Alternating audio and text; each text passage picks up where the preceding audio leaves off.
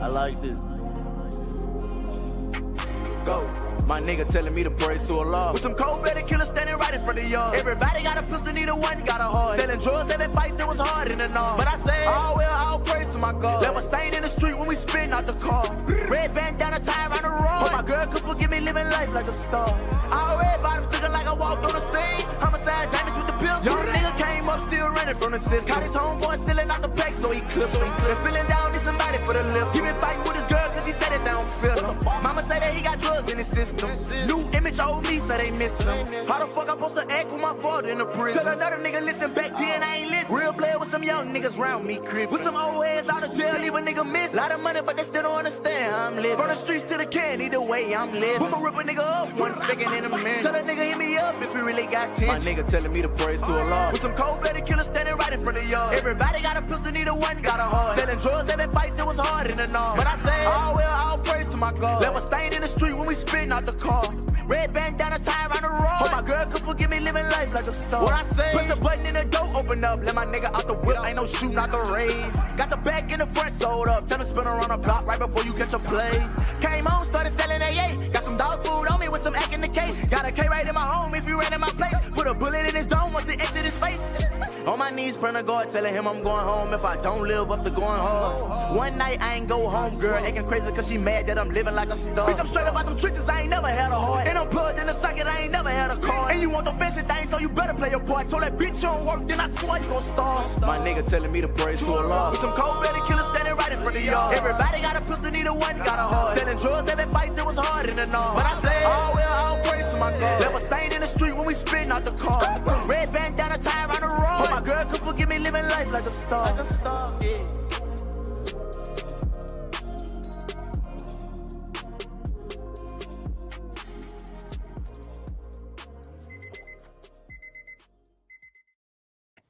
Good morning, chat. Hopefully everyone had a good day yesterday. I had another horrific day.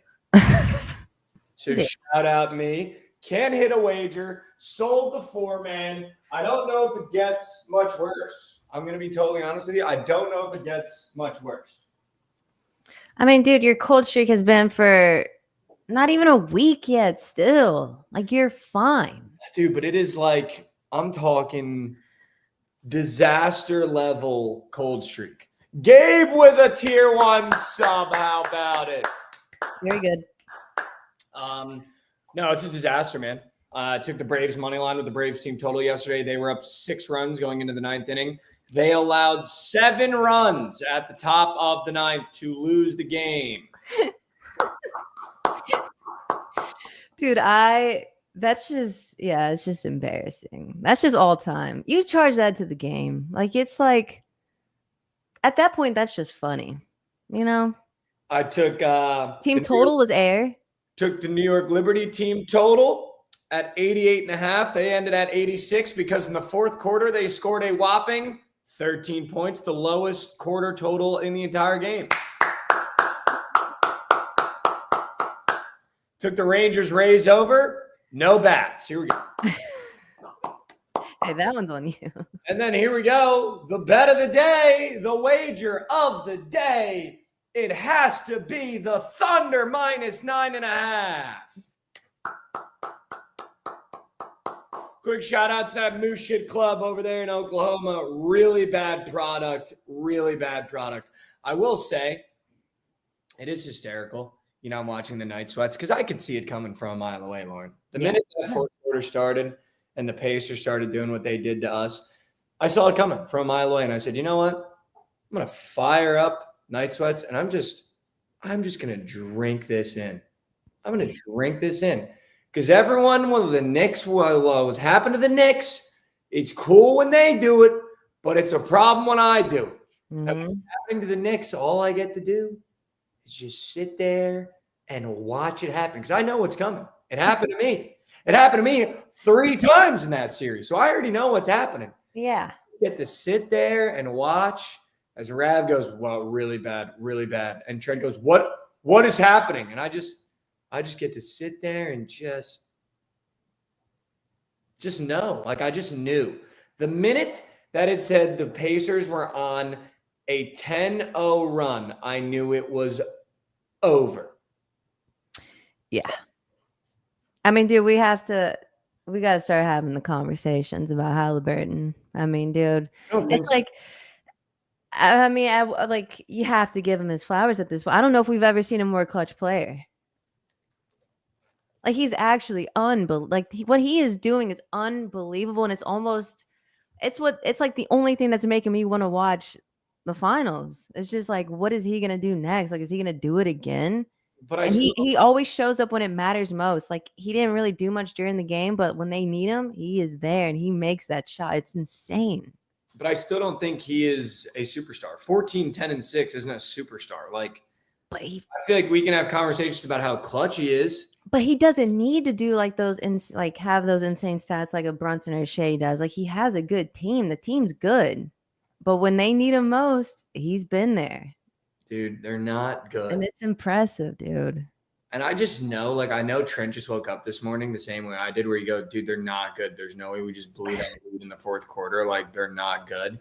And I think that's what the Pacers do, dude. Like, I've just gotten to the point where I understand their game now. It's just you play dead. Like, they are a team where you're not worried about them at all. And then you take your foot off the gas, and then they come back because you haven't worried about them at all.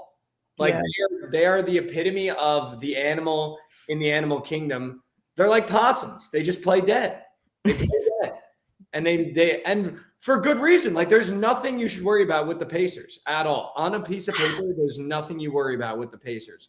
But then they do this shit, and it's like, you know, I mean, I'm sitting here hoping the Thunder fucking reverse sweep them and go 4-0 like we should have. But, you know, it's just so annoying that they get yet another one. It's just like 12-2 run in 2 minutes, and it doesn't.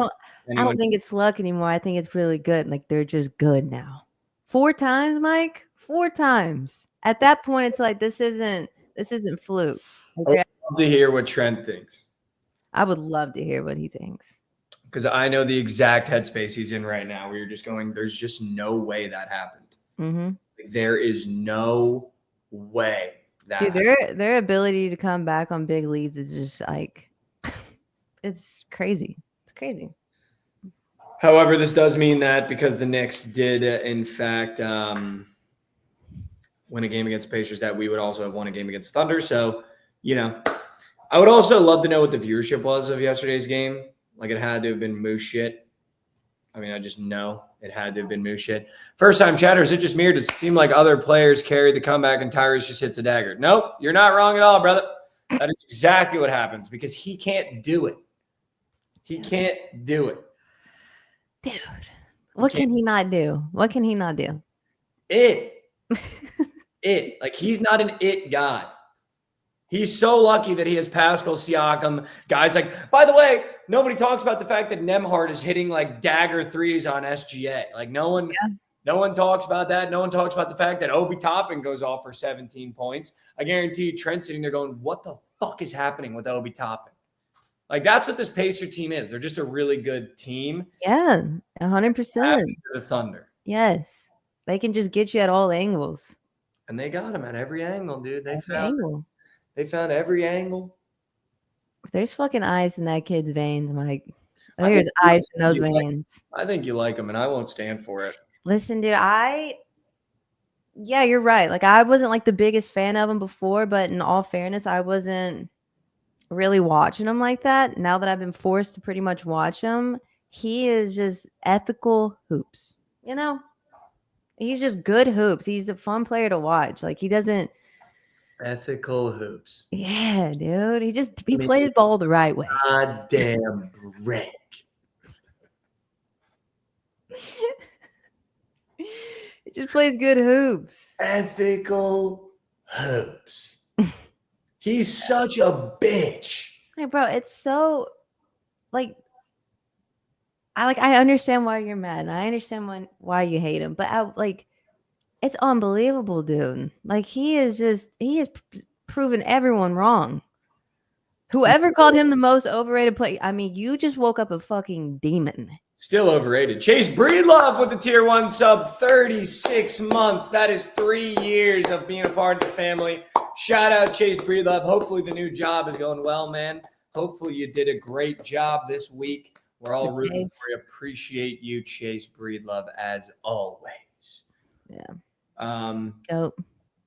No, he's a bitch, dude. I can't stand for it anymore. I can't stand for the Halliburton glaze. He's so overrated. There's a reason why he rode the bench on Team USA in the Olympics. There's a reason why he's not even the best player on his team. There's a reason why he didn't get Eastern Conference Final MVP. He is not that guy. He's not that guy. That's insane, dude. Honestly, I really thought you were going to come in today with a little bit different approach and just be like, you know what? Since it's not against the Knicks, let me give him his flowers. The fact you're sitting on business, I'm shocked. I'm just going to say the things that Trent won't say, because Trent's going to attach all of his anger towards Seablez and Fruity. And I'm going to say the things that I know Trent wishes he could say, which is that the Pacers aren't good. And I don't understand how that happened last night. Like, it genuinely feels like they want to be down so that you stop caring and stop trying. But then on the other side of the coin, if you're SGA and you're the MVP and you're the Oklahoma City Thunder, you have to hit that mid-range. I mean, yeah. To close the game. You have. That was our OG Anunoby missing free throws. That was our Karl Anthony Towns missing his free throws. Like, if you're SGA, which, by the way, you're the MVP. The Knicks didn't have the MVP. Nobody else has the MVP this year. If you're the Thunder and you have the MVP and you're SGA, you have to hit that shot. Like, that is a non-negotiable. You talked all year. Yeah. Being consistent about how good this team is. And when it comes down to you versus Halliburton, you miss the shot. He drills his literally in almost the exact same spot on the floor. If you're SGA, that shot has to go in. It has to. I agree. Biggest shot of the game. It has to go in. And that was like the only time genuinely where it felt like during the game, SGA didn't get to his spot the way he wanted to. Like, that felt like the only time in the game where they actually stopped him. Yeah. Which is crazy to me, because normally he gets to his spot every single time, no matter He's pretty much unguardable. He's just so shifty. So shifty. And his little mid-range, like, turnaround jumper is nasty. Dude, nasty. And that's what he tried to do, and he just missed. I mean, just a tough game, dude. It's just funny because obviously I'm going to talk from the Thunder point of view because I've been there before. Like, I have literally lived that game.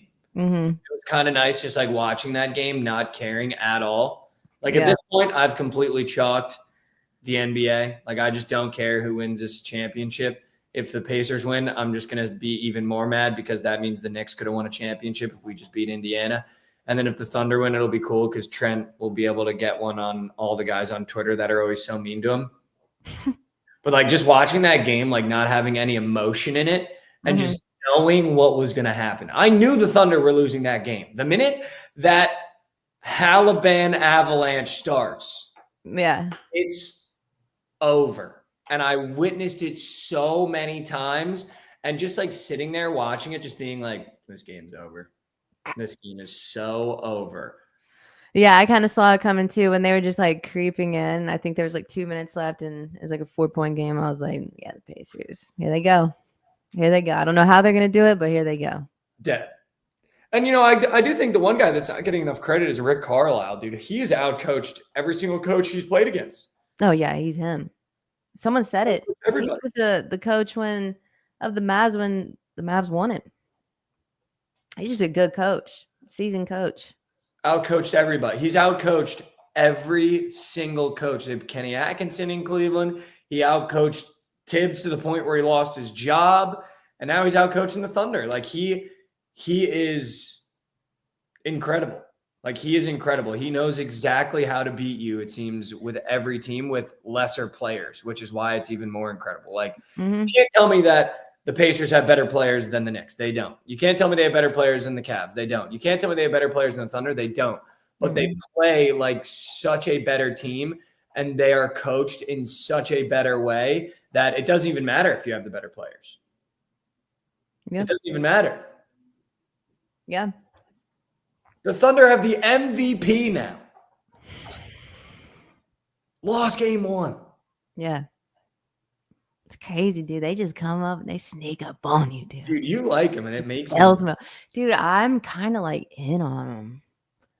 Like I want to, like I'm rooting for Trent. I want to see Trent get one, the Thunder win. But it is really fun to watch, like just a team like that just sneak up on their opponent and just fucking. They do it time and time again. It's the 4th time. This is literally the 4th time. It's fun to watch. Literally the 4th time, But and it's I not still think the Thunder win. I really do. And it's not even like when you look at the Thunder, you can really pinpoint anyone that really lost in the game. I mean, Casey Wallace had the worst plus minus, but if he's the reason you're losing games, you need to figure it out if you're Oklahoma City. But it's, again, I think the real problem is J-Dub, dude. Averaging 20 to 22 during the year and 17 on 6 of 19 shooting. Yeah, it's not good. That's just you can't have that for your second best player. And it seems like this entire playoff run, he's kind of went completely ghost mode. Mm-hmm. Completely ghost mode. I mean, it also doesn't help that you're getting no help from Chet last night, which is crazy because the Pacers really don't even have a true center. Miles Turner kind of floats around the 3-point line and gets dirty down low occasionally. And you think, I will say I was really impressed with how he played last night. Like he's not normally a guy that really gets in the trenches and will grab those boards. He got like, what did he end with 10 boards last night? And typically he's finishing with like maybe 3 or 4. Chet was 6 and 6. Chet was 6 and 6. 2. No, but Turner never gets boards. And then last night he was grubbing. Like it was just good to. It's just good to finally see him play like a fucking center, honestly, and not just defensive. Dude, this is what makes the Pacers so great. They went 10 deep last night, didn't have a single player score over 20 points, and they beat the Thunder. That's what makes them so great. They can go 10 deep in an NBA final. I don't know if there's another team in the NBA that can go 10 deep, not have a single player score 20 plus, and win an NBA Finals game. Yeah. Like, that's the crazy part. That's the crazy part. It's a good team. Good team. And the guys that come off the bench, Ben Shepherd goes 1 of 2. We'll take that any day of the week. Bryant goes 2 of 2, shoots 100%. We'll take that any day of the week. Like, what guys, did McConnell finish with? Don't miss. 4 for 6 with 9, 1, and 4. I like that guy. Crazy. Yeah. In other news, the MLB happened last night. I mean, I just can't find a wager, man. It's good to see you were in the top 5% of users yesterday, though. Shout out you. Dude, I went up 31 units yesterday. You're sick fuck. It was a good day. I'm sorry, dude, but we're gonna get you right today. No, see, that's the problem right there. No, I promise you, we thought it was yesterday, but we were just a day early, and we both know it. No, see, this is the problem. And Ryan Joseph Gons just said it perfectly in the Twitch chat. I can't even get a link. I can't even get a link, dude. Chat, this is the thing, right? I've been coming on all week being like, yo, having a really bad week, ice cold on the books, cannot find a winner. And I got people at this company clean sweeping prize picks boards. 5 to 6 lineups hitting in a day. I can't get one link. I don't have one person coming in my trench being like, yo, here's a link for you today. Dude, I can start doing that. If that's what you want, I'm happy to do it. Not one. I'm happy to start doing it for you, man. I've been dumb. I'll start sharing link. Not a sliver of link. But also I'm scared because then if I lose, then it's extra pressure, you know? I don't like that. Sliver. I haven't even smelled a link. I haven't smelled an https://prizepicks.link.me. I haven't sniffed. Hey, in all fairness, I did try to feed you yesterday, and I'm so glad you didn't see it when I first fucking posted it because it was horrendous. Horrendous wager. Yeah, and then you finally link me, and the square is gone. The game started. It's unbelievable. Yeah, it wasn't good, dude. Not a link in sight. Highly under points, though, free. Literally as free as ma. Free as ma. You text me that Texas is now the front runner to win the national championship. Is this true? Yeah, we have the here, let me pull it up exactly. They're just saying we have the best odds to win. Let's see. Yeah, college football teams with the best chance to win per ESPN FPI, because that matters, right? But yeah, we have a 22% to win. The second favorite is Georgia at 17.5%, and then Ohio State's 11.6%. So we have a really strong percentage at 22%. Am I the only one that would just feel like, and I would love to know from a Texas fan point of view, if I'm a Texas fan, I'm almost like a little bit wary of how confident everyone is in Arch. Like, I'm sure you guys are confident in Arch and you know he's the guy. But again, he hasn't played at starting quarterback yet. And it kind of feels like he now has to walk into the year instead of it being like, oh, this is Arch's first year. Let's see how things shake. It kind of seems like he's walking on the field, and if he doesn't win a national championship, he's a complete disappointment. From the outside looking in at this point, like number one favorite, odds are in his favor, great team. But I feel like we're forgetting that this kid still hasn't taken a snap where Quinn isn't coming in the next drive. He still hasn't taken a snap where the entire crowd is waiting for him to get the team going and waiting for him to make the big throw and waiting for him to do the big play.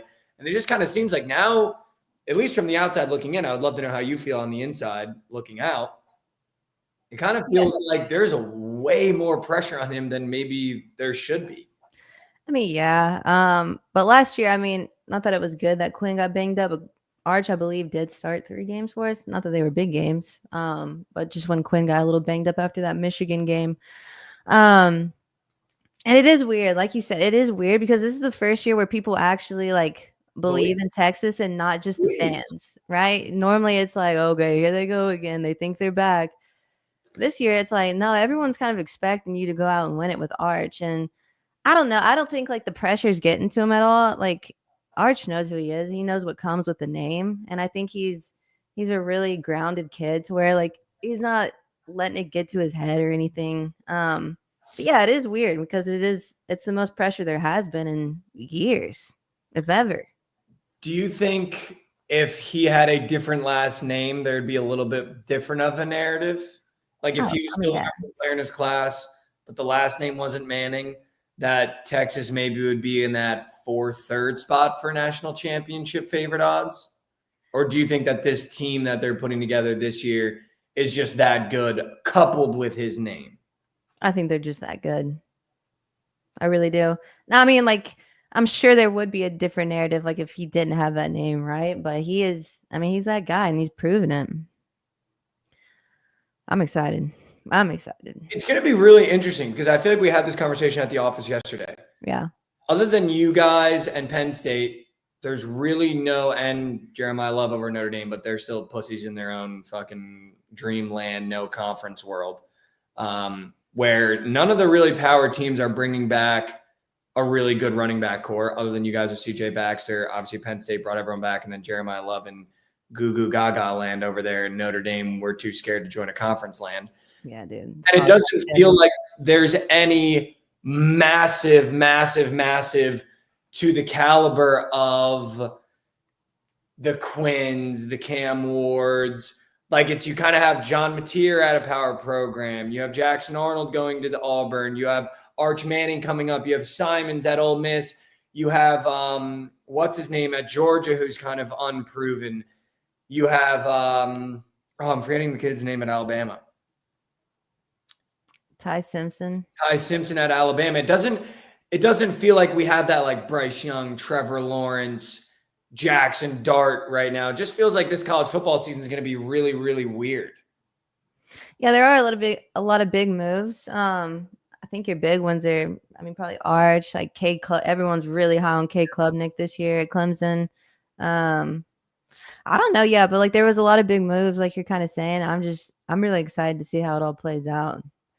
I will say, like, I am interested to see how good Oklahoma is after all the pickups they got. Because I do like Mateer. I think he's a good quarterback. But I just wonder if OU's going to fucking ruin them like they have the last couple of years with their quarterbacks. It seems like there's a lot of youth. Yeah, Lagway. and there seems like there's a lot of youth at power positions in the power programs now where, and I don't know if that's crazy. The only team that seems like they have a lot of seasoned guys is Penn State coming into this year. Like Georgia's going to be testing out a brand new quarterback. Alabama's going to have to test out a brand new quarterback. You guys have Arch. Ole Miss has a brand new quarterback. Tennessee doesn't have Nico anymore. They have a brand new quarterback. Bill Belichick is at UNC. It just feels like there's going to be a lot of, it seems like this is a turnover year now where it's like a lot of the guys that you got used to seeing, the Jalen Milrows, they're all moved on. And now all those power programs are kind of refilling and reloading or giving the new young guy a chance. And I feel like it could get real, real weird in the power programs. Yeah, I think it will get weird. Like real weird, dude. Yeah. Not to do a college football preview, but I was just thinking about it last night a little bit too after our conversation of just being like, man, a lot of running backs that were really key to a lot of big teams got drafted. A lot of backs that we got used to watching at a lot of programs have moved on or transferred. Yeah. A lot of teams are new look, which I think is the NIL era, right? But yeah, I don't know. I just feel so weird because, like, part of it, like a Texas fan, I love that everyone hates us more than they like their own teams. Like, that is just so much fun, and like everyone proving you wrong. Like, that's just all. Like, that's all I've ever heard, right? But yeah, to finally have people like believing, it's like I don't like that. Like, it's kind of one of those things where it's like, no, like stay on that side. Stay on that side. Like, you don't get to do that. But we'll see. Sark he's been in a couple interviews and I like the confidence he's coming with. I think everyone knows what we have. It's just, can we go do it? Can we not fold on the biggest stage like we have been? Is he coming for blood this year? I think he's coming for blood, dude. I think he finally has Quinn was his guy and he wanted Quinn to be the starter, but now, he can do so much more with Arch because Arch can run.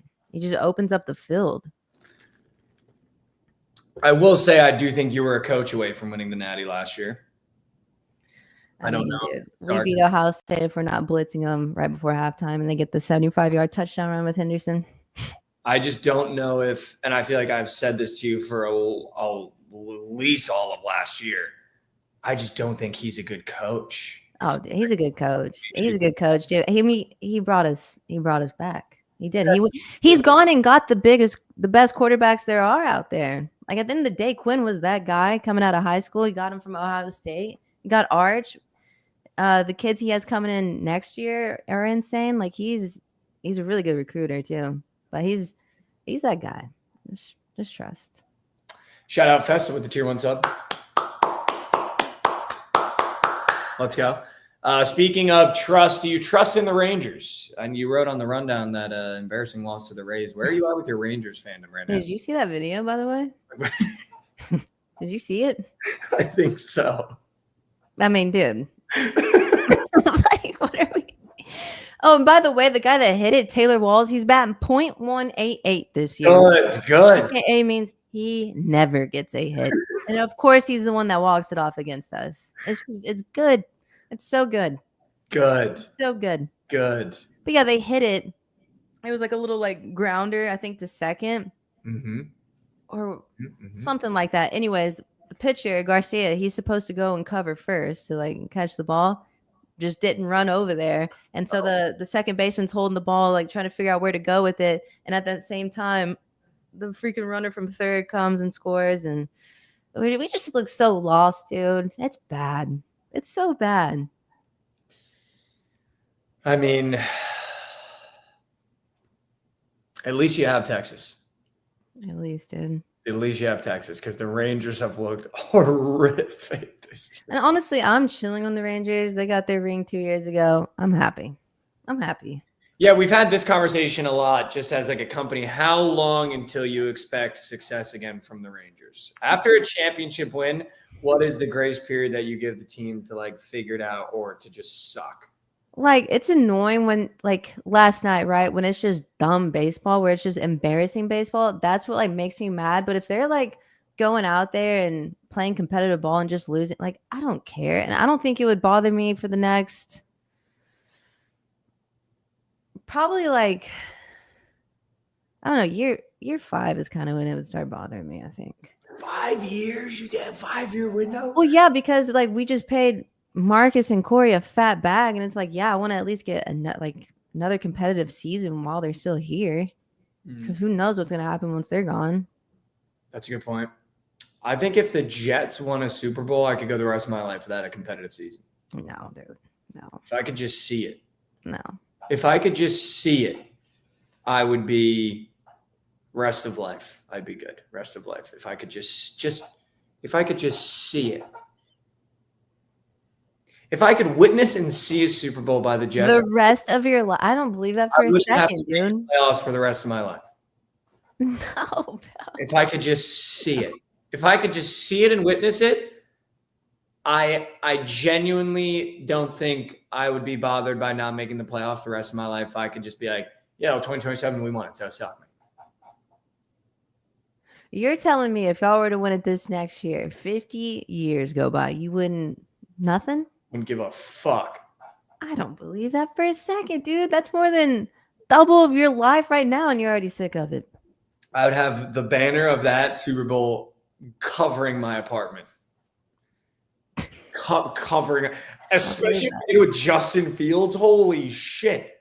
I'd be like, it's over. Yeah, you guys can't talk to me ever. I won the Super Bowl with Justin Fields. Dude, that is ridiculous. Ridiculous take from you, I think. If the Knicks won one, I wouldn't have to see another playoff run for the rest of my life. That'd be chill too. I'd be good on that. Okay, so both of your teams just won it next year. You would just be chilling for the rest of your life, is what you're telling me? Rest of my life. We both know, dude. That's just not. Wouldn't need anything. Wouldn't need a playoff appearance. Wouldn't need a big offseason signing. Like, give me the draft to look forward to. Good. I'd be good. Horrendous take. Oh, I meant to rip this up on live too. Hold on.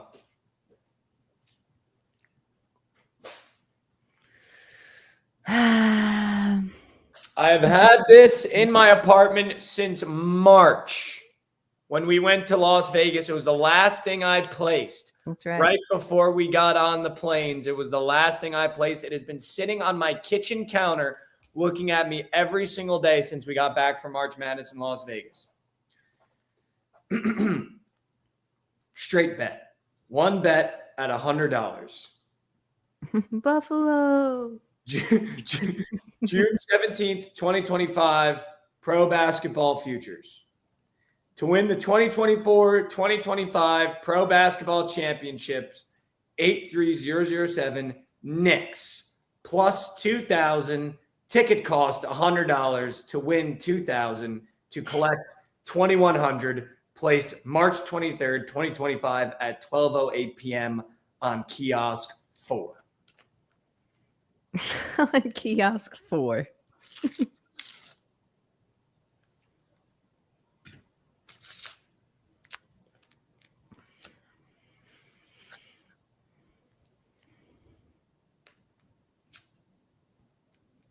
One more.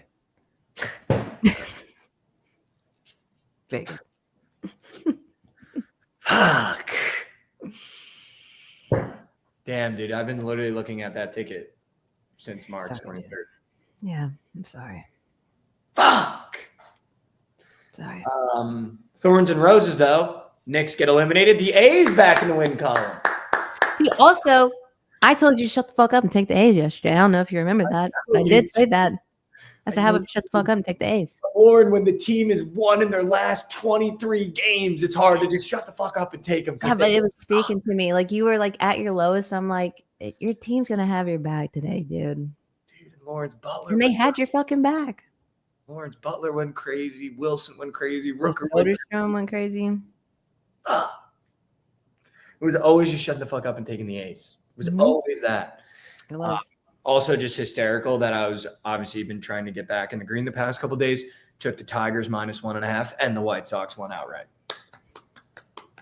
Like, I don't think you understand the generational run I'm on right now. Like, it's not just losing. It's like having the Thunder minus 9.5 and they're covering all game, and then the Pacers went outright. Like, I am in the trench right now, and I got grenades raining in on me. I don't like to try to throw one back, and when I picked it up, it blew my hand off. Like, I mean, yeah, that Braves game kind of like set the tone for the day. Like you knew it was just kind of move on. Set the tone, Lauren. I was like, dude, I'm about to start the day by hitting a parlay. So I'm gonna check the Bookit tracker, see that I went up 1.14 units, and be like, let's go. I'm all the way back. 6 runs in the 9th inning. Lauren, in what world do you go into the 9th inning with a 6-run lead and go, oh shit, this could be the end? Never, dude. And I was so happy to tell you that they were up 6-0 to start the game in the 3rd inning. I was like, oh my gosh, dude, Mikey's gonna get one. Team total already smacked. Like, let's go. And of course, I didn't bet either straight. I was like, I'm just gonna parlay him the other. Yeah, 7 runs. 7 runs. 7 runs. 7 runs, dude. And Lauren, 7 runs, and it's not even like it was like I'm talking solo shot from Gurriel. Then Alec Thomas comes up, 2-run gag. Then Marte gets a single, Vargas gets a single, and then a 2-run double. Dude, who was Who are you throwing? I didn't even see like who was pitching. Throwing pot pies, Iglesias. Who the fuck is that? This guy Iglesias, Rysel, Iglesias should be fucking pitching in Korea. Is that who? Hold on, I'm about to sneeze. God bless you. God bless you. Is that who? Thank you. Corey hit his 2-run gag off. I have no idea. No. That's our good closer. I'm tripping. He should be throwing in Korea. Yeah, dude, that's not good. Not good. And then don't worry, when the Braves did get up, Austin Riley lined out, and then Ozuna grounded into a double play. So shout out. That's how you end the game. Not good, dude. Not good. That's the end of the game. Not good. It's really bad product, man. Just really bad We're getting it product. back today. I'm not even worried for you. I'm not. All right. Do you want to start the slate? We got a lot to talk about. PLL week 2, Sean O'Malley, and all the rest. Yes. All right. Let's freaking do it. Here we go.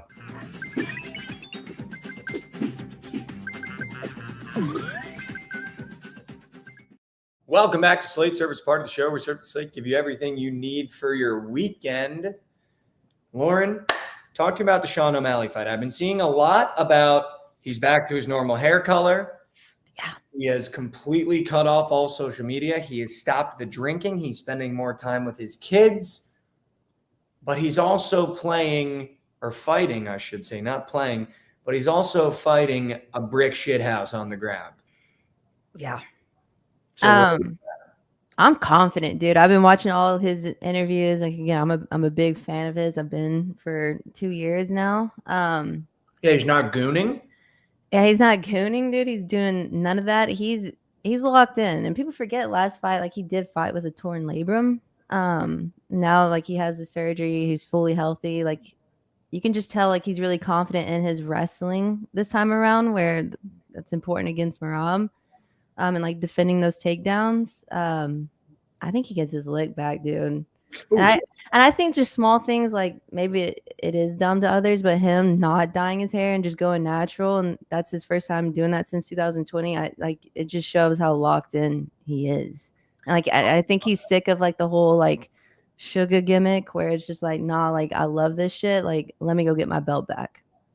No, I absolutely love it, dude. Like I think he clocks him. I do think he finishes him. I mean, well, that's where it's gonna have to be, right? Like he has to finish this on the feet. He cannot go to the ground. Like as a massive Conor McGregor fan, from watching his first fight in the UFC to his last fight, the thing about these goddamn Dagestani little bastards, if they even get a hold of you, it's like getting held by a gorilla. Like they don't let go, and you're just cooked. And if you're Sean, dude, like you have to stuff his takedowns and you have to finish him on the feet. You cannot go to the ground. Yeah, and he's been saying like he's confident that Merab's not going to touch him this time around. So we'll see. Like he is talking a big game again. I'm so excited to watch, and I really hope he pulls through, and I think he can.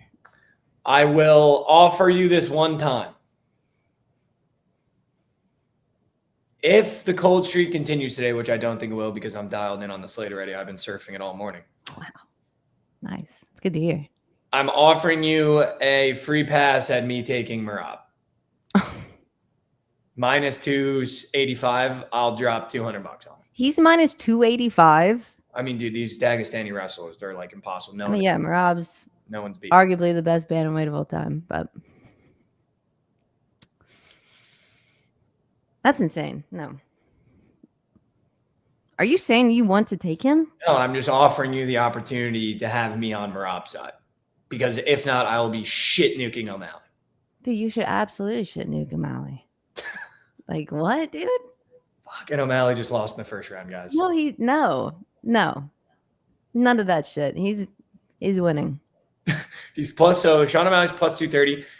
What is it? How is he plus 5.5? Is that like significant strikes? Is that? I don't know how that works. How does spreads? I'm not gonna pretend. How does spreads work in UFC? I've never seen that before. If I'm looking at the green book, what do the spreads mean? Plus 5.5. I know over under 4.5. The final score? I don't know. Points. Wow, Sean O'Malley's a plus 5.5 point underdog on points. It's because takedowns. Mother of goose. Wait, do they have PP squares up for that fight? Dude, Lauren, he might get his fucking shit kicked. Dude, he's not getting his shit kicked. Like, there's a very big chance he might get his shit. No. Oh, Kevin Gastelum fights. I used to love Kevin. Let me see. Oh, Kevin Holland fights too. He's a psycho. Oh, they do have squares up. Dude, we should take Merab less than 80.5 significant strikes. That's not even his game. I think you bet on your guy and you go O'Malley less than fight time. Just finish him. They don't have it up. God, because they know. Because they know. Because they know. He's up for 5.5 takedowns. Merab is less than. He ain't getting that shit. Christ. He ain't getting that shit. I will say, I'm just going to warn you. Just going to warn you. Massive McGregor fan going to the Khabib fight. It was like the same thing. Locked in, social media deleted, practicing takedowns. Literally first round, Khabib took him down 3 times, just fucked him in the street. So I'm just going to warn you. I know it gets emotional. Yeah, but Conor was never really all that great of a fighter. He was just like, right? No, dude. He was arguably one of the best strikers in like UFC history. There's definitely a fucking pistol on his left arm, dude. There's some actually one of the best strikers the UFC's ever, like one There's of the arguments to be made. He was a good fighter, but it's not like no, dude. He we're was talking. He was one of the best, dude. He was just like he's Conor McGregor, that personality. Bro, I can't have you speaking like this about him. He was the first guy to hold 2 belts. He fucking 4-pieced Eddie Alvarez. He went to wars with Nate Diaz. He knocked out Jose Aldo in like 5 seconds. He beat Dustin Poirier, Max Holloway. Like, dude, he was fucking good. I'm not saying he's not a good fighter. All right, I'm gonna be quiet. But I'm just saying, like, it's the same thing. Like striker versus a really good wrestler. I am a casual, by the way. I am a casual. Match, like I'm telling you, I've been there. Hmm. And then I had to watch my sweet, sweet prince be on the ground doing this while Khabib says, "Apologize. You want to talk now? You want to talk now?" It was brutal, dude. It was fucking brutal. Yeah. Brutal. Yeah. Brutal, man. Yeah, I mean, I've only been tapped into UFC for a year and a half now. Dude, you might have to get familiar. I'm new. You might have to get familiar with Prime Connor. He was a fucking... No, I was following Prime. I mean, I feel like everyone was. I wasn't watching UFC, but I was watching Connor, you know? He was like... There wasn't a single guy coming up that he didn't. Like, he beat Max Holloway. Max Holloway ended up holding a belt. He beat Dustin Poirier before they rematched. He fucking beat Chad. That guy was fucking crazy. Snuck Jose Aldo, who was like arguably one of the best in that division at the time. Still probably a GOAT. Dude, he was crazy. He was cracked the fuck out. And it was just that left hand, dude. He'd let you find that left hand. Hey, someone kind of backed me up. And then Khabib just is literally like the actual GOAT. It's like John Jones. Yeah. Khabib, like you just can't beat him. He's just so good at what he does. All right. Other than that, though, so we like Sean. I like Sean. I don't really know the rest of the UFC roster like I used to. I see Kelvin Gastelum was fighting. I remember the days when he used to be a favorite. He's plus like 200. So I don't know about that. I have nothing else in the UFC for you. Same. Okay. All right. Same. We can move. Let's move. Do you have anything on the diamond? I was looking at the diamond today. And before you go, Patrick Corbin, legacy rematch against the Nationals. That's going to be a great game. Kind of makes me want to take the Rangers because I know that Krabs should be at this game. The fact that Krabs went to a game earlier this week, if he doesn't go to this one, I'm going to have some serious conversations with Krabs about his fandom because his favorite player is now playing his old team. I agree. Makes me want to take the Rangers because I think Corbin's going to shove in his old park. But other than that, dude, I kind of like Walker Buehler and the Red Sox plus 1.5 against the Yanks. That just feels like a play where I'm trying to get sharp. Okay. I don't hate taking the Reds at almost an underdog against the Diamondbacks after they legacy came back against the Braves. Either that sparked their bats and they come in and beat the shit out of Lodolo, or they come back to earth a little bit after that insane comeback. I like the Royals team total at 5.5, the over. And the other play that I was eyeing that I did want to take, but I don't know if I will, is potentially the Dodgers at plus 105 against the Cardinals, just because Sonny Gray and the Cardinals, like, I feel like the Cardinals, are the wheels not coming off? I feel like you told me the wheels are coming off. Yeah, I mean, they just lost 2 series in a row. I do find it really interesting that they are favorites against the Dodgers. And I mean, I'm sure it is because it's Sonny Gray on the mound for them. They're rolling out Justin Robleski. So this could be one of those times where you could just take the Dodgers at plus check and call it a day. You know what I mean? Yeah. That's kind of where I was thinking about it. Obviously, I'm a horrible baseball bettor, but those were the plays that I liked on the diamond. Did you like anything? Did anything look at you weird? I do like the over in the Rangers Nats game. Ooh, chills. I think there's going to be a lot of runs. I think the Rangers see Soroka pretty well tonight. And I don't think Patrick shoves. I don't think he has the worst start in the world, but I do think they score some runs off of him. What else was I looking at? For some reason, and I know Scooball has just been lights out. Part of me kind of likes the Cubs today. Me too, dude. I was looking at that. I think he's getting way too cute. I know, but the Tigers are red hot, and I have a thing where I don't fade the red hot teams. The Tigers lost to the White Sox. Now they're coming in with Scooball pitching. But I agree with you with how hot this Cubs team is. I feel like worth a half you to just be like, yeah, give me the Cubs at plus chicken. Yeah. Just a half you. It could be one of those legacy calls, you know? I agree. I really like the Dallas Wings plus 2 against the Sparks in Dallas tonight. Carrington Fantasy is one of my favorite squares today. It's also, I guess, one of the best values on Pickett. I was on Pickett today and her points, I guess. Like the value is up 20%. So shout out Pickett. I do really like Carrington Fantasy tonight, and I do like the Wings plus 2 against the Sparks tonight. It's one of my more favorite plays. Might be the POD, might not be though. Okay. The NHL. Stanley Cup, Game 2. The Oilers are minus 115. They were minus 120 when I clicked them this morning. I think this goes 7 because I think you get 2 Oilers wins, 2 Panthers wins, Oilers, Panthers, and then Game 7. And I think the Oilers defend home ice again tonight. I really, really do. I just think McDavid's playing out of his mind. Draisaitl is still one of the best players in the NHL. And even though this Panthers team almost completed that comeback, I find it very hard to fade the Oilers in Edmonton. I fucking hate that team, dude. I got nothing to say. Or do you think the Panthers could pull it off tonight? Not that that'd be like a pull it off spot. I mean, yeah, I do think they're the overall best team, but yeah, the Oilers are just red hot right now. Red hot, dude. And I mean, the Panthers are no joke. Maybe you could just take this over again. Obviously, I need to see what JJ's POD is. He's a big POD guy right now. I think he's been on a crazy streak with his Stanley Cup PODs. Mm-hmm. Obviously going to need to see his POD. Yep. But I don't know. The over being plus 105 again after 7 goals, 8 goals does feel very weird to me. I feel like if Vegas knew there was going to be a lot of goals, it'd be the favorite. The under's minus 125. So I don't know how to look at that line. Maybe that's a BTL question, but I'm just a little scared to click that over when I know I can just kind of have the Oilers. Go with your gut, dude.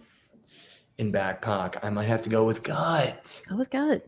I might have to go with gut. Or just wait for Fruity. Could also do that. You could do that. All right, let's do a little bit of prize picks before we get the people out and moving. Oh, wait, before that, actually, let's talk PLL, Lauren. Okay, yep. If you don't mind. Sure. If you don't mind. For sure. POD today, Denver Outlaws minus 154. I'm shit nuking 2 to 3 units. I think they beat the shit out of the Chaos. Adding Bernhardt, their attack is now disgusting. O'Neill, Bernhardt, Kavanaugh, Wisnauskas. That's arguably the best attack in the PLL other than the Atlas. And this Chaos team is just not good. They have a good defense. They have a veteran goalie in Blaze Reardon. But if you can't put up 13, 14 goals with that offense, I don't care what midfield and what defense you have, you should win most games with an attack of that stature and that quality. So I'm going to be shit nuking the new look Outlaws after adding Bernhardt. I don't think I'm going to touch that over because I don't see a lot of goals coming from Carolina. I think the Outlaws put it on them and they put it on them early. And then in game 2, I will be shit nuking the Water Dogs. I think I agree with Krabs when he came on yesterday with the angle of Michael Sowers needs to kind of figure it out here. He was a favorite to win the MVP last year along with Jeff Teed and Ashton Olting and just had a completely disappointing year last year. Mm-hmm. And now you're coming into this year with not only you having a disappointing year, but the entirety of the Water Dogs having a disappointing year. And I think they put it on the Whip Snakes here a little bit. I'm going to take Michael Sowers and the Water Dogs to beat them. And I think I'm also going to take the over in that game. I'm not going to try to overload the card. Just 3 plays for today. Just 3. Okay. What about Prize Pick Square? So I was looking at these Prize Pick Squares. Like you said, Brennan O'Neill, last time he was in Carolina, had 4 points. Mm-hmm. He's at 4 today. No, he had like 7. 7. Yeah, sorry. My bad. 7. He's up for 4 today. But my favorite square, and I made the call in. I texted some people at Prize Picks to put the square up. I actually love Pat Kavanaugh more than 2.5 points. I know really? I bet Pat Kavanaugh slurper, and it might seem biased. But when I think about that attack, I think Pat Kavanaugh kind of slides into that I'm not too worried about him spot. Wisnauskas is a veteran sniper. You just added Bernhardt, who I think is going to get a lot of the pressure. And then Brennan O'Neill. And kind of who's there to clean up, do all the dirty work, maybe be open on a couple more cuts than he normally would be because you're overly paying attention to the other guys. I think it's Pat Kavanaugh, who, by the way, can still dish the rock too. So even if there is a lot of pressure on Kavanaugh as well, and he's the second option, and O'Neill finds him, and all he has to do is have that final third pass, I don't hate that either. So I kind of like the Pat Kavanaugh 2.5 points tonight. Okay, I'll trust you. And I need all the help I can get with the squares because I'm not too tapped in. And if it wasn't Pat Kavanaugh, I find it hard to not take Michael Sowers and or Kieran McCardle on the Water Dogs. I think Michael Sowers at 3.5. This has to be your MVP year after how disappointing the Water Dogs and he was last year. Is Maryland good? Sowers, Kieran McCardle is the goal scorer. So if I'd like the over, he's the guy. Is Maryland good? Maryland's good. I think that they're interesting. They added a lot of pieces in the offseason. So I don't know like how to think about this Maryland team, to be totally honest with you. Mm-hmm. But I just know I like the idea of this Water Dogs bounce back year and a Michael Sowers bounce back year, to be totally honest with you. Okay. So it might be Kavanaugh Sowers today. And then I did see they put up some more squares for tomorrow, which tomorrow I do like potentially taking the Archers and Boston Cannons over after a disappointing performance out of the Archers last weekend and an unbelievable performance out of the Cannons last weekend. I kind of like that over at 23.5. It's juiced to the over. And I think I might have to take a shot at Krabs' Redwoods in some way or fashion. So I'm going to have to talk about BTL today early to talk about some PLL stuff with them too. But I love Andrew McAdory points on Prize Picks for the Redwoods tomorrow in terms of that I like. What are you thinking for squares today? Whatever you're thinking. I mean, it's hard for me not to take Brennan O'Neill. Like, he's supposed to just be that guy. No, he's good. But I can trust you with Pat Cavanaugh. Do you like him more than Sowers? Or do you like one more than the other? I think I like Pat Cavanaugh more. Okay. I think I like Pat Cavanaugh more. I will say this. I have to tell you about this square I found on props.cash. Okay. You and Otto Lopez hits, runs, RBIs. Ooh, I did see someone post about him this morning. Let's see. Rav asking why no one's at the office. Nick, Josh, Ethan, all out today, brother. Yeah, they're all gone, Rav. Or else I would have been at the office today. So no one's here. Mike, I like that square. Otto Lopez? Yeah. Well, what are you liking today? What jumped out at you today on the board? Anything good? Anything tasty? I'll be honest. I know he sold us yesterday, but I do like Corey Seager fantasy score today. It's just so annoying to me that he was up for a normal 1.5, and now today he's up for a goblin 1.5. Like, I know. What do they know? I don't know. So I like that. I don't hate it. I mean, he does have a really good matchup against Soroka. I like that. And my thing here recently has been the pitcher combo strikeout squares. Dude, yeah, you've been sharp as mud. Yeah, those have been sharp. And I'm kind of wanting to get nasty today and taking the less than 13 strikeouts for Skubal and Brown. That could be a huge donation, but for some reason, I just don't think we're going to see all that many Ks in that game. Skubal and Brown at 13. Jesus Christ. I know. I hate that less than. That's so many strikeouts. Yeah, it's a lot of strikeouts. And don't the Cubs not strike out? That's always Josh's thing. They don't strike out that much, no. They don't. They don't. Ace picks. Pat Cavanaugh is PLL, the Premier Lacrosse League. Rav said he wasted all that gas and $1.49 on an XL racetrack soda. Rav, you can get all back Pat Cavanaugh more than 2.5 points, brother. All right, Lauren. So here's what I'm thinking.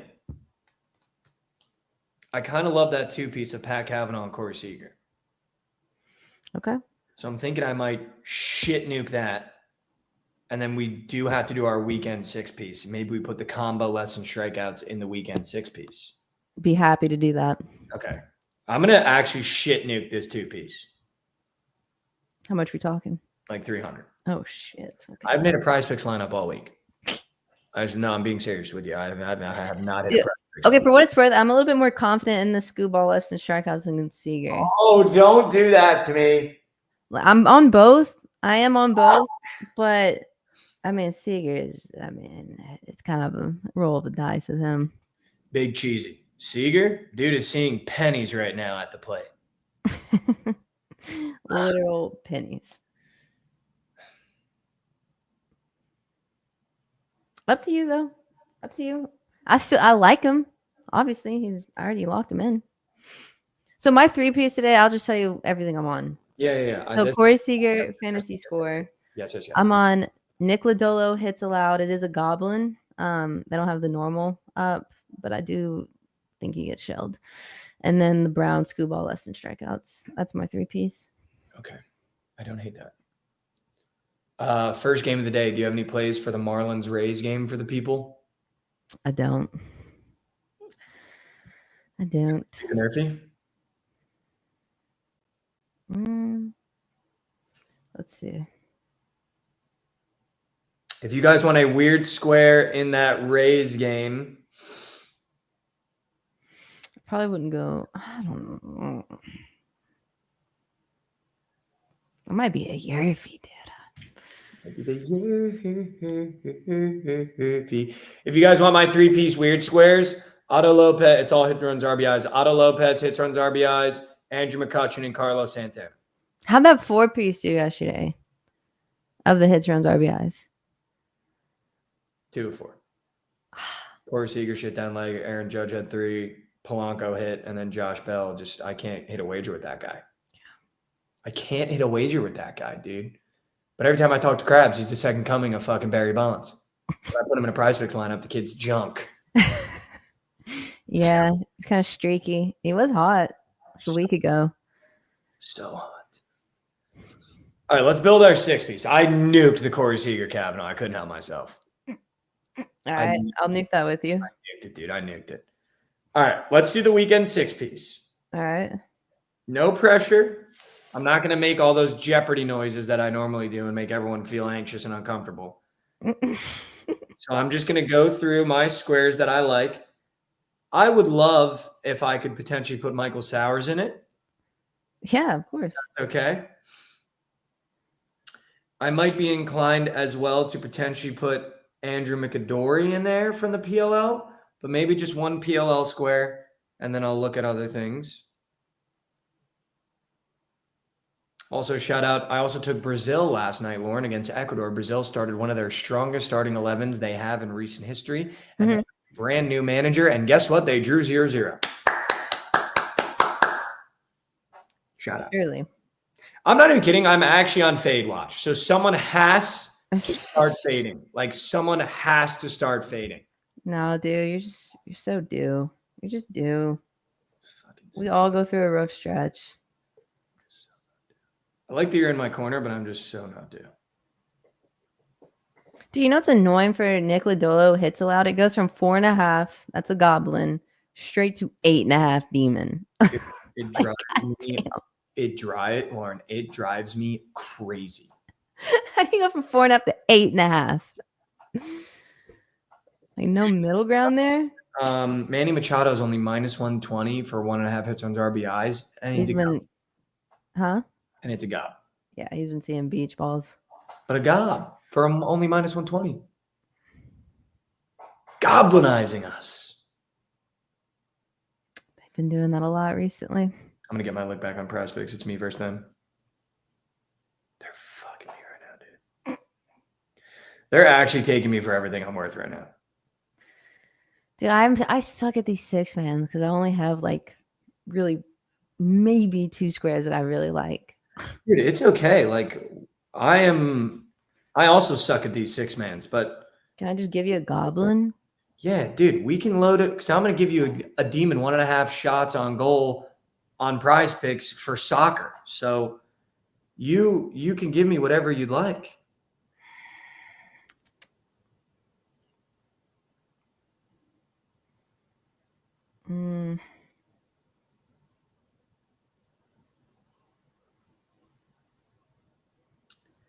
And I don't mind making the chat wait while we figure our shit out here for a second.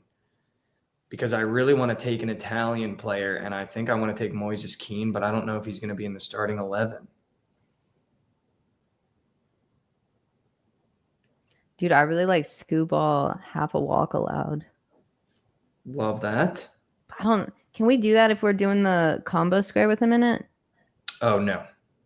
I don't think it'll let you do that. Do you want the combo? Yes. Okay. Let's put the combo in there. I don't want you to feel anxious putting squares in here. It's fine. We're going to be just fine. I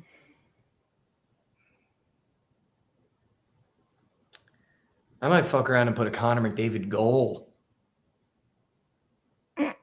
After being an assist machine. Might fuck around and put a goal in there. All right. I'm speaking to you. I think I'm going to do that. I'm going to put a Connor McDavid goal. There's no rush, dude. It's only 11:06. Dude, why don't you get in your WNBA bag? It's Carrington Fantasy today. I love it. I love everything about it with her today. You want to take her? Still no Paige, and against a Sparks team that's just not very good. I think her matchup is going to be phenomenal. Should we add her? Yeah, we can add her. It's at her. It's 4. She's kind of my little wagon in WNBA, dude. I know. You like her. I do like her. She's super good. She Um, was one of the first ladies to really give Caitlin Clark a hard time, like, but in a good way. Like, she just strapped her on defense. Alex, Yeah. I don't think Paige is back today. I don't think Paige is back today. I looked it up on Twitter, and I think she's missing today, but maybe I'm wrong. Maybe I'm wrong.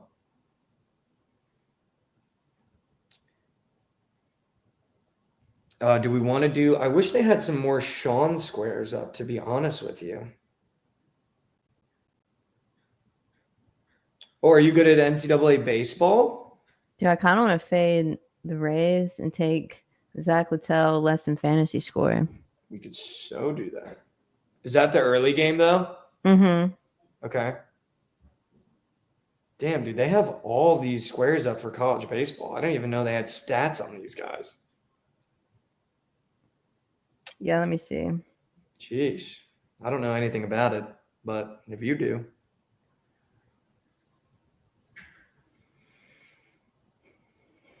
Nathan Rourke is up for pass yards in the Canadian Football League. Dude. So What funny. if that was the take me home piece? That could so be the take me home piece, dude. Nathan Rourke. 276. That's absurd. He's also up for a rushing and receiving touchdown. Half. So he must put his body on the line. Chat, don't be afraid to throw some squares out there in some weird categories that you might like. You got badminton. Jonesy, I agree. So do. Do you want to do Littell less than fantasy? Yeah, I do. So we have 1, 2, 3, 4, 5. I have 5. I did put Michael Oh, I didn't tell you. Moises Keene, more than 1.5 shots on target. Damon. Moises. Moises. Moises in soccer. 2.5 shots? 1.5 on target. Oh, okay. Demon. Demon. All right, Chad. This fucking 6-piece is absurd. 65x. Bro. Michael Sowers, more than points. Moises Keene, more than 1.5 shots on target. Demon. Ben Brown, Tariq Skubal, less than pitch or strikeouts combo. It's A Connor, greatest lineup of all time. a Connor McNutt's goal. DeJohnny Carrington, more than fantasy, and Zach Littell, less than fantasy. That's just a $50 to win $2,400. And I'm going to post that only on my Pickett account. Fuck you guys. I'm not laughing at the entry, I will. It's just a weird amalgamation of players. Yeah, it's just super diversified. But dude, if it smacks, we're the greatest to ever do it. Literally the greatest to ever do it. And I got I will bitching. All right, I'm going to post that on my Pickett right now if anyone wants a tail.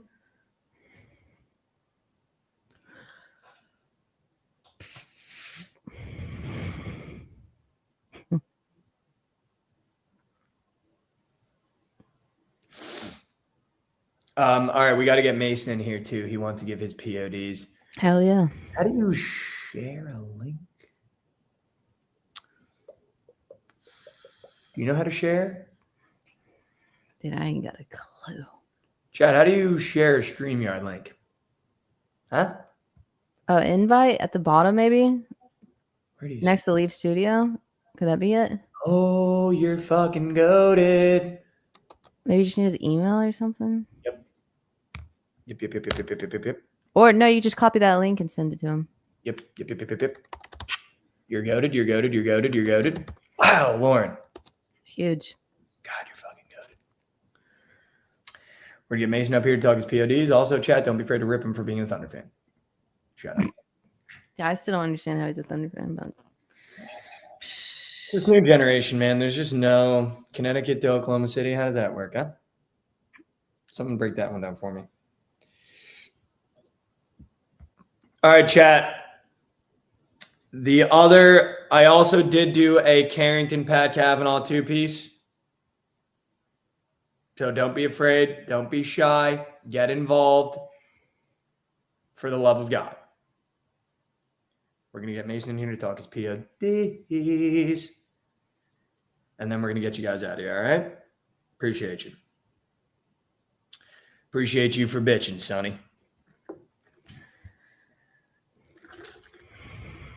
Sinner Djokovic over games. Oh, there's a huge tennis match today too, Lauren. Oh, really? Yeah. Definitely didn't know that. You guys want that one? And Do you know what sucks is today I just know I'm in a full fade. what the fuck? Because I kind of did it to myself. Like I'm posting like, oh, I'm so back yesterday. And then this morning, oh, top 5% on Pickett. What? I did. Easy fade. That Auto could fade be, today. or that could be call your shot. You know what I'm saying?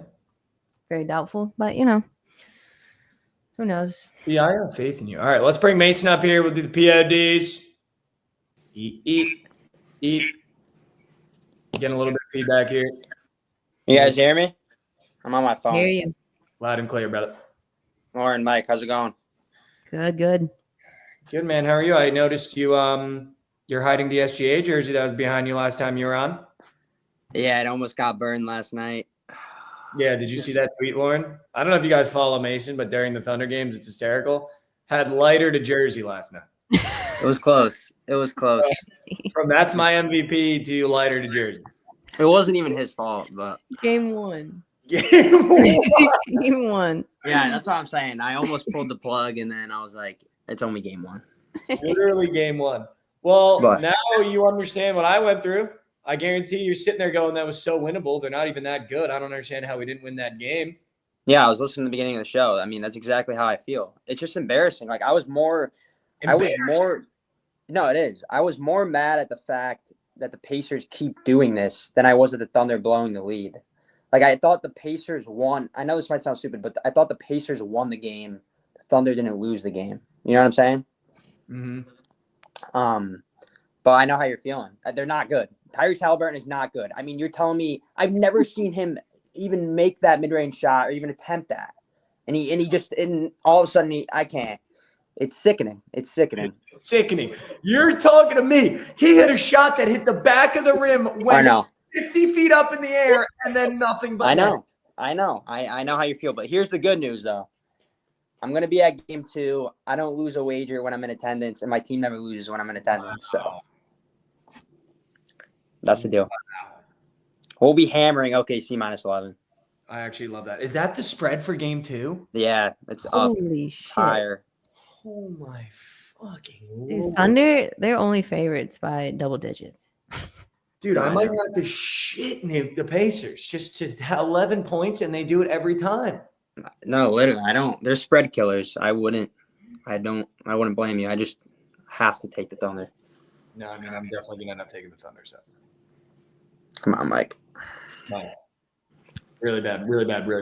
All right, Mason, I'm ice cold. Lauren feels like she's going to full fade today, so come in here and just give us some play, brother.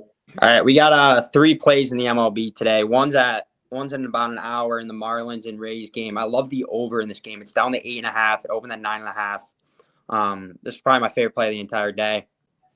Zach Little's on the mound for the Rays. This guy's absolutely terrible. I always fade him. And Edward Cabrera's on the mound for the Marlins. He's coming off 2 shutout performances. So we're going to fade him today as well because the Rays offense has been hot. Love the over in this game. I think it could hit in the first 5 innings. Wouldn't be surprised. Can you tweet that so I can quote it and say I'm shit nuking? Yeah, I got you. And then the second All play right, that you that's dead now, but go ahead. No, we're hammering that. But all right, look. So we're taking the Cubs on the money line. We're sprinkling this. I absolutely love this. All right, this line is so high because Tariq Skubal's on the mound, and I mean, look, there's some natural regression. I mean, he's due for some natural regression. He's been pitching out of his mind. And the Cubs are hot. So I think taking a chance on them at plus 150, 160 it is now. Just a sprinkle. I like the Cubs today. And then I like the over in the Cardinals and Dodgers game. I actually lean the Cardinals here, but we can't bet against the Dodgers in the 2-5 like that. So, I mean, I think we got to take the over here. Sonny Gray, he's coming off a shutout performance, one of the best of the entire season that he's had. I think the Dodgers offense is going to get to him here. And then I think Justin Robleski's on the mound. It's like a spot starter. Cardinals offense been hot. I think this one soars over too. So those are my 3 plays on the diamond. Do you have any prize picks angles you like today? I know you hit your intern 2-piece the other day. Yeah, I think Nick Lodolo for the Reds is going to get touched today. Yeah. I like the Diamondbacks too on the money line, but that's just a lean. But I think he's going to get touched. Yeah, so whatever more than hits, earned runs, whatever. I think Lodolo's getting touched. So. Oh, okay. I didn't know we liked Lodolo to get touched today because I kind of like the Reds. You like the Reds? You're on the Reds? I'm not on them, but I said I liked them. I haven't locked in anything yet. Well, look, I mean, there's the total's at 9.5 in that game, and Lodolo's been nails. So I mean, I know Eduardo Rodriguez is on the mound, but the Reds' offense isn't any good. So I think Lodolo gets crushed because the Diamondbacks crush lefties. So. Fuck. I might have to rethink the way I'm looking at this board. Shit. I mean, that's just my opinion, Mike, but. No, I mean, you've been dialed, dude. You've been dialed. What do you think about this Corbin-Soroka game? What is that? Rangers, Nats? I didn't get a chance to look at that. What's the total in that game? It is 9 with -112 to the over. It is 9 with money.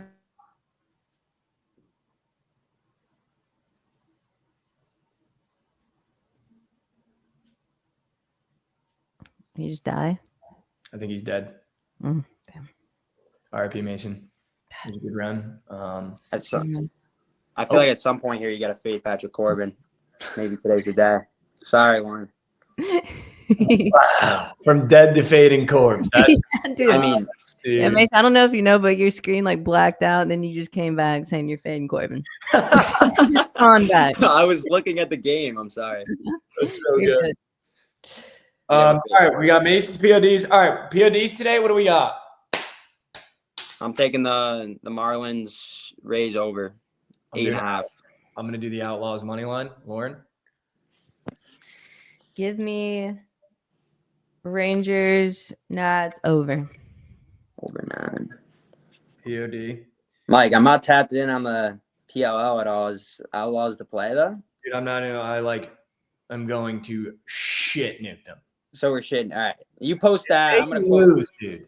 You post. If the Outlaws lose today, I'm not doing Monday's show.